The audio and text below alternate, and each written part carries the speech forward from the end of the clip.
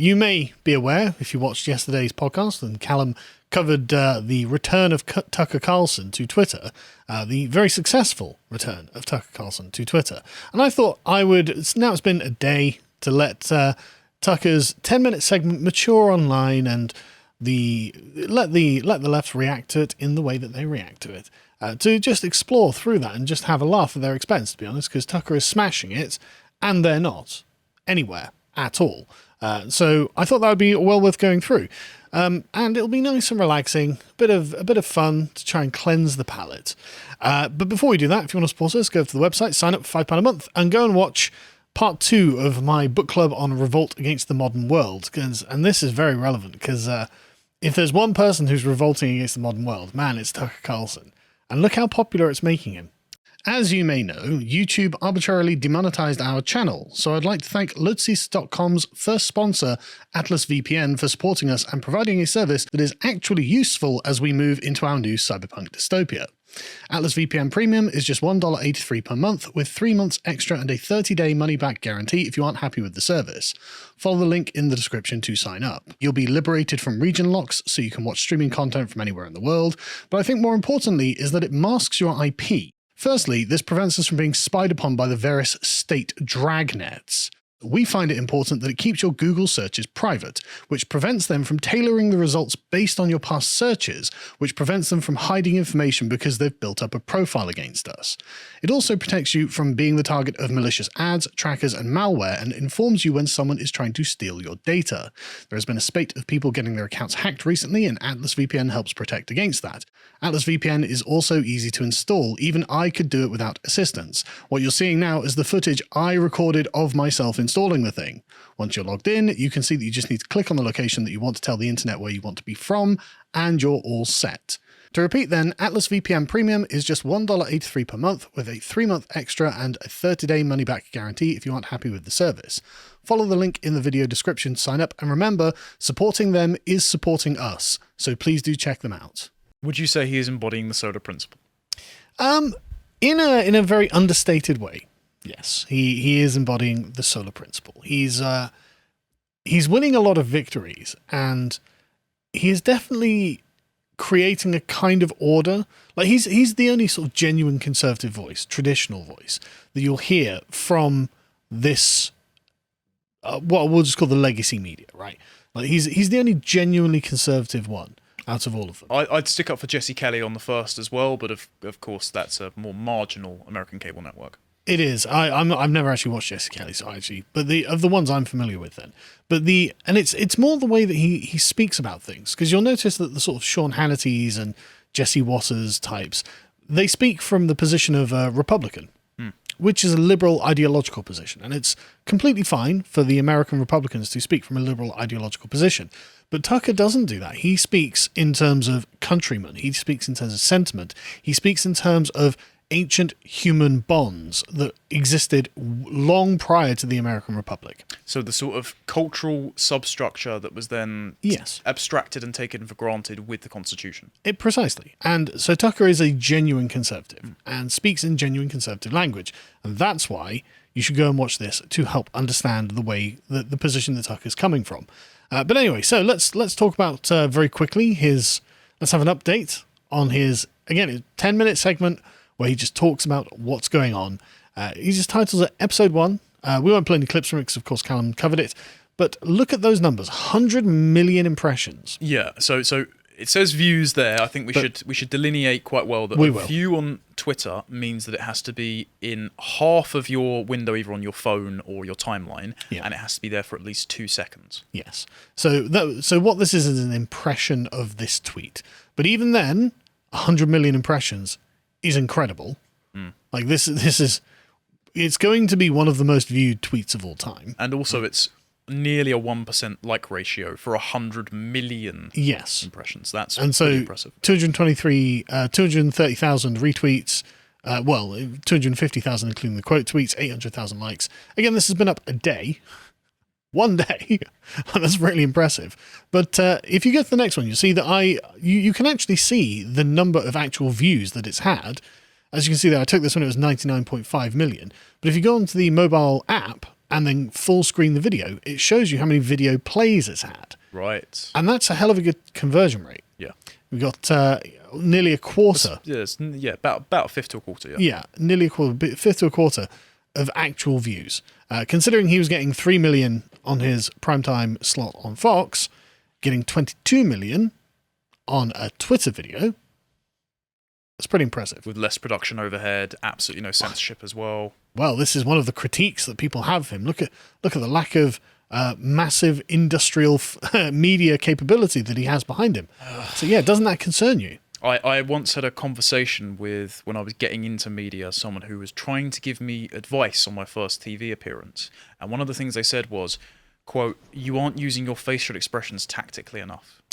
And I thought, one, it's why tactical facial expressions. That's why I got booked for successive appearances, because I hoped there was a degree of authenticity there, even if I decided to look a bit peeved. But it's also, right, in the legacy mindset, everything is an artifice. Everything is curated, or it's all for show. Whereas if you bleed through any kind of genuine annoyance about what your co-panelist has said, then that means you can't network after. And I was like, I don't want to do that. And that's the chief complaint of the mainstream types that are saying to Tucker, well, you're not doing the 2-panel setup. You're not doing the 10 snappy minute segments. And he's going, well, I don't want to do that. He's actually engaging with the audience, addressing their concerns, and he's got a much more authentic following because of it. Yeah, and you can tell that Tucker clearly authentically believes what he's saying as well, which is honestly, I think, why he's so popular. But anyway, so let's move on to the immediate response. So the New York Times had an article out literally only a couple of hours afterwards, and it's very basic. As you can see, it is just merely a description, and there's almost nothing in this article of any note. A day later, though, the narrative starts coming out. If you get to the next one, the paranoid style in Tucker Carlson's home office. What do they think? It's Ted Kaczynski's shack or something? Kind of. The lo-fi Tucker on Twitter finds the former primetime host at the intersection of Fox News and Fox Mulder. Who's Fox Mulder? Oh my God. What is wrong with Zoomers? I was born in 98. I can tell. That's not something you want to announce, Connor. Fox Mulder is one of the main characters in the X-Files. Oh, okay, right, okay. Right. Fox Mulder, when I was your age, Fox Mulder was the most popular character on TV, right? Daisy laughing in the background there. But the point is, for anyone who knows who Fox Mulder is, this is in no way a method of dissuading you. Like, it's the intersection of Fox News and Fox Mulder. Well, that sounds brilliant, actually. Sign me up for that. Because one of the things about Fox Mulder's character is he was a bit of a firebrand. He was quite edgy, and he was resistant to institutional conformity. How often was he right? Well, a lot, because it was the X-Files. Point proven. Yeah, exactly. And so this just looks like an advert to me. It's crazy conspiracy. It's like X-Files. It's like, oh, really? I loved X-Files. Anyway, going to the Washington Post, this came out very soon after the clip was dropped as well. If you can go to the next one, John. Tucker Carlson drops first episode of Bare Bones Twitter show. Is that a criticism? As in, it's not got all the bells and whistles, the constant scary music and the constant cutaways to adverts or anything like that. It's no. It's just Tucker giving you what the content that you are there for. That's good. That's an upgrade. And again, the 10-minute monologue included criticism of Ukrainian President Zelensky and talk of UFOs. That's a great selling point. That sounds fascinating. What was he saying about it? I'd rather watch a 10-minute version than an hour viewed through tracing paper. Exactly. Carlson alluded briefly to a surprise dismissal from Fox, claiming that a small group of people control the nation's flow of information and forbid discussion on what really matters. Yeah. That's so obviously true. I'm so glad someone from within this ecosphere is saying it. And the Washington Post were like, and I took it personally. Yeah, well, exactly. And he's like, exactly. He meant us. If you keep it up, they'll make you be quiet. Trust us. Well, obviously true, right? CNN, though, seething. You could feel the seething from CNN. Tucker Carlson launches first episode of low-budget Twitter show after Fox News firing. Imagine if CNN Plus had got the kind of numbers that Tucker was getting. So I have heard recently that they're averaging 80,000 viewers a show. Wow. Which is very low considering their budget. That's lower than our average on YouTube. Yeah, true. And we're not even monetized on YouTube. Please pay us £5 a month. And also they've just ousted one of their CEOs again. Yes. So things aren't going great over there. Failing CNN. Yeah. CNN. CNN. Complaining that his Twitch show is low budget. It's like, yeah, but look what he can do on low budget and an authentic perspective. The New York Times' Katie Robertson and Jeremy Pierce summarized the first episode like this. He expressed sympathy for Vladimir Putin. He mocked President Zelensky. He accused the mainstream media of lying. He wrapped up by declaring UFOs and extraterrestrial life are actually real. And then he sold you vitamin supplements. No, he didn't. But that sounds fascinating. That sounds like a really good watch. Also, again, I don't think he expressed sympathy for Putin. No, he didn't. Of course he didn't. I think he's just saying that, well, if you were a cold, rational Russian president, what would you do in his position? It's like, yeah, of course. Yeah, well, the question is, did Putin blow up his own dam? No, he didn't blow up his own pipeline either. Why would he do that? Yeah. He's not an idiot. And that's sympathy for Vladimir Putin. So the Telegraph had a great take, though. Again, I include these in leftist media. Watch Tucker Carlson spout conspiracy theories about 9/11, Ukraine, and UFOs in new show. I am watching. I am so surprised that the Telegraph took this angle. Right. Because Telegraph are usually quite good on gender and schools and all sorts. So. Well, it's the same angle, literally. I was going to include The Guardian in this particular slot, but I decided not to because the Telegraph had done this. It's so odd. I mean, it was almost exactly the same headline. Right. But the author does have a very middle-class female name, so I'll choose to believe that's the reason. But watch Tucker carpet bomb all of the mainstream narratives. It's like, yes, please. I certainly will. The Independent was really offended because he called Zelensky sweaty and rat-like. I don't wish to upset Callum by being his doppelganger, so I will refrain from commenting. All I'm saying is, right, when you're on one side of a partisan argument, you say, look at the evil thing this person has done. There are people on the other side of the partisan argument who are like, look at this amazing thing this person has done. And so when you present your side of the partisan argument, those people who don't like Zelensky were like, yeah, he is sweaty and rat-like. Good point. Great advertisement. Don't forget that you're all in a bubble. We're all in bubbles. Pro-Kremlin rant. By virtue of criticising one, you're not on the side of the other. He doesn't like either. Again, Tucker's an American patriot. He doesn't want to live in Russia or Ukraine or pay for them. Neither do I, thanks. I'm an Englishman. Tucker Carlson described Ukraine's Jewish leader as rat-like. Oh, right. Okay. What an odd thing to say. Yeah, that's weird that you brought that up. Tucker didn't bring that up. Independent, obsessed with early life on Wikipedia, clearly. Questioned the official story about 9/11 and claimed definitively that aliens are visiting Earth as he launched his new TV show. Again, that just makes him sound cool. But that's also what, the US government's position has been. Do you not remember the Department of Defense releasing all these UFO things? And then another insider has come out and been like, yeah, so we've got an alien spacecraft. And Tucker's like, well, why isn't this the national news? And that's a great question. And I think, honestly, part of the reason he's highlighting that is because it's obviously fake. Yeah. Well, it's another distraction because I don't know if you know, but at the same time, there is another FBI whistleblower coming out against the Bidens, and the FBI came to Republican Congress people, said this person, if they go public, is fearing for their life. So that just happened to coincide with the UFO announcement a couple of hours afterwards. Anyway, the rap started coping. Oh, he's just got far lower engagement. Well, far lower engagement than people watching on cable news. Let's check the rap statistics, shall we? But this just doesn't make any sense, right? According to Twitter views count on the tweet, at the time of writing, the tweet had been viewed 29 million times, which is indeed a far larger number of people than roughly 3 million who tuned in when he was watching at Fox, when he was broadcasting Fox. But not so fast. Twitter's measurements of actual engagement, retweets, quote tweets, likes, replies, and bookmarks tell a far less impressive story, because at the time it had only been retweeted 100,000 times or something. But okay, there's zero engagement on cable news. So the metric that they are using for cable news is literally zero engagement, and he's gone to 100,000 retweets and 500,000 likes or whatever it was.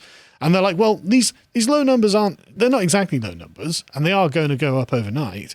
But there's a huge gulf of engagement between there's a huge gulf between engagement and view numbers. So there's also no metric of tracking, as you said, engagement on cable news. We don't know if people were actually sitting there in front of the TV, really engrossed in what Tucker's saying, which I'm sure a lot of people were, versus having it on the background while they're doom scrolling through their phone and eating dinner.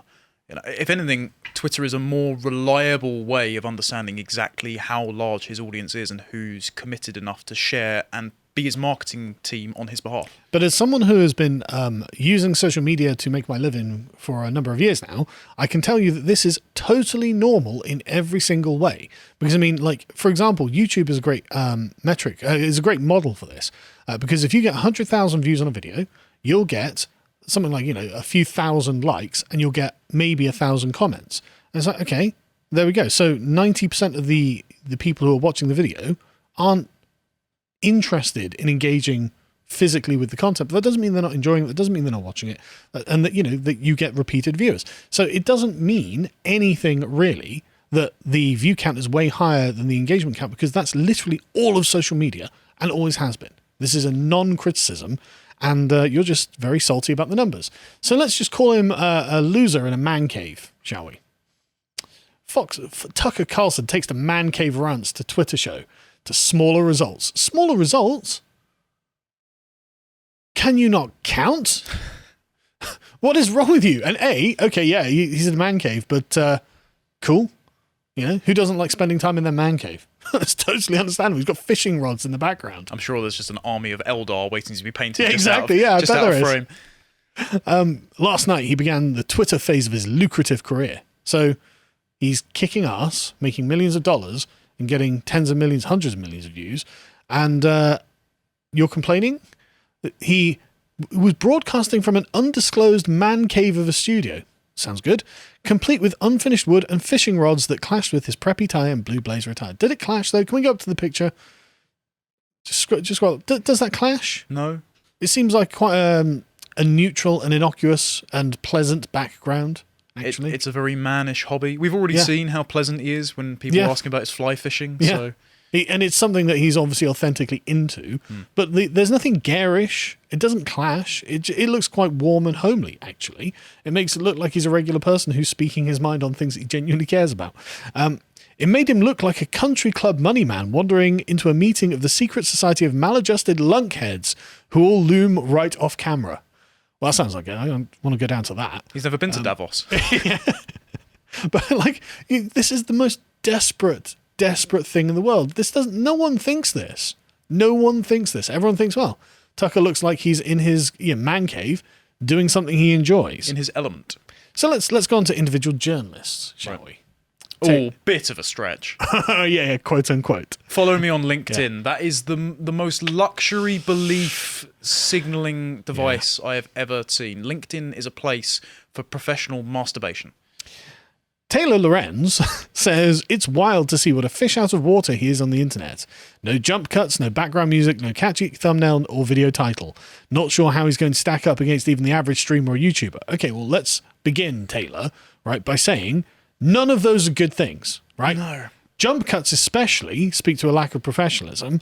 Background music, catchy thumbnail and video title are all things designed to catch the eye, because otherwise the content would have been something you would just have scrolled past. They're the jingling keys to distract you from the lack of depth. But she was brought onto Washington Post to examine TikTok, so that does make sense. Exactly. The fact that Tucker has commanded, let's say it's only 22 million views, actual authentic views of his video, with literally just the word EP1 and a picture of his face on it, really speaks volumes about what actually matters, doesn't it?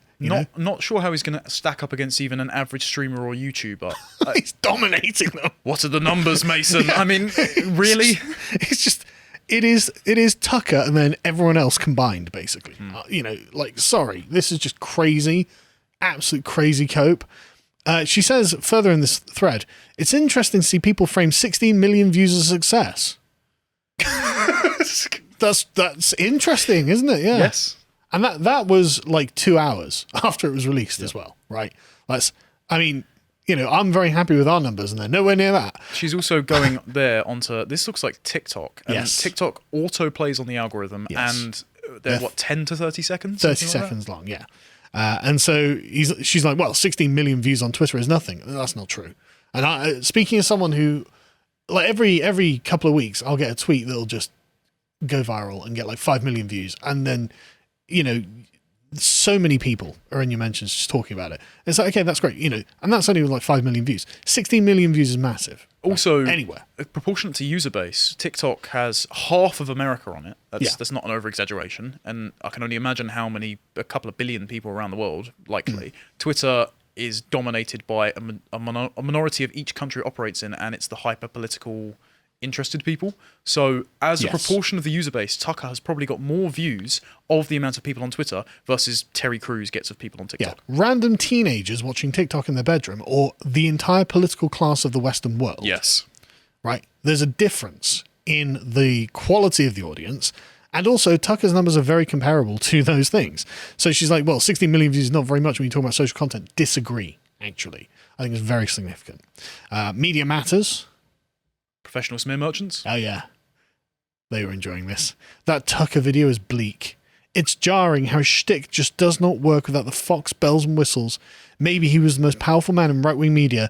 Now he's just another streamer with half-baked opinions peddling conspiracy theories. He's Alex Jones in a jacket and tie. That's incredible, because all I wanted was Alex Jones in a jacket and tie. Do you know what this sounds like to me? After he posted all of those possibly deep-faked, possibly leaked videos of Tucker that just made him look even better. It sounds like a bitter ex-girlfriend who's tried to make you so radioactive for your reputation destruction and failed, and then sees you with your new girlfriend and goes, oh, I'm really sad for him. He's got such a downgrade. I hope he's happy, but he clearly hasn't moved on very well. You're just bitter. That's all you are. Yeah. And, he carries on, you can see, just moulding underneath, going, well, he was saying things I disagree with. Well, who cares? But the point is, like, again, you think Alex Jones in a suit and tie is bad. Millions of people think brilliant content. Exactly what I signed up for, right? Again, you just don't understand that sometimes people just want the opposite of what you are suggesting. Anyway, let's move on to Brian Stelter. Oh, do we have to? Another person who is let go from the mainstream media and is probably looking at Tucker's success with a bit of jealousy. Because, why can't Brian Stelter do this? Well, his entire show was about covering Tucker Carlson. Pretty much, yeah. I love this, though. Tucker on Twitter is how Tucker Carlson's video is branded. Notice his right hand in the wide shot. He's using a teleprompter control to run the prompter himself. So? That's an intelligent way to do things rather than relying on... This is what all the GB News presenters do. This is what Calvin does for his show. And it means that if what they all do. Well, but clearly not on CNN, because they just get fed the scripts, like Ron Burgundy style, of where if they say the wrong thing... On CNN, they'll have an intern who scrolls it for them. Why wouldn't you want a little scroll in case it goes too quickly and then you need to adjust it? But the allegation is somehow that using a teleprompter is bad, or the fact that he doesn't have a minion to do it is bad. But you all do it. Yeah. So who cares? This is in no way a critique at all. It's so weak. Anyway, so the final thing is just earlier today, Fox News accused him of breaching his contract with them because apparently he wasn't allowed to post something. Oh, no, sorry, I forgot this one. Adam Kinzinger was just like, Tucker is evil. Wasn't he recently on stage at the World Economic Forum with Brian Stelter and a foreign official from the EU who said that you're going to have hate speech laws in America soon?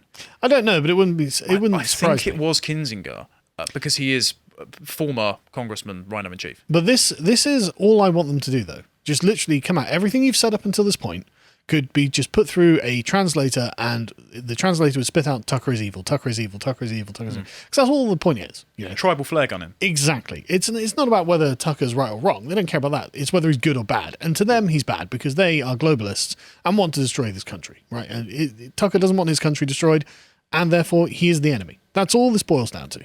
Anyway, and that's probably why he was removed from Fox, to be honest. There's plenty of reasons behind that, but that seems to be the case. The underlying principle of the thing is that Tucker Carlson wasn't in favour of the dissolution of the United States. Anyway, Fox News is accusing him of breach of contract, which came out early this morning. They say that it was literally that episode. In a letter obtained by Axios, the network said it reserves all rights and remedies which are available to it at Law Equity to resolve the alleged breach, but Carlson's lawyers have said, no, we don't agree with your claims. They want to take Tucker's right to speak freely away from him because he took to social media to share his thoughts on current events, which is what he actually did. Well, he's probably not signed an exclusivity contract. He's just probably got a verbal agreement with Musk saying, can I use your platform and will adverts run on my videos? Well, this is exactly what Elon Musk said. There has been no agreement and no contract signed with Twitter And Musk has said repeatedly, well, anyone can just come and make a show on Twitter because it's a free platform now. And it's not like Tucker Carlson is using the branding or the name of the show or anything like that. He hasn't signed any deals as far as we're aware. And so it seems that he's totally free to do this. And I guess everyone's going to have to cope and seethe. Good job, Tucker. If you appreciated that segment from the podcast of the Lotus Eaters, you can go to lotuseaters.com to get access to all the premium content that's on the site, such as the Symposium series, this episode on debating secular ethics. If you'd like to find out what else is being put out, you can follow on Getter at lotuseaters_com on Getter. Thank you and goodbye.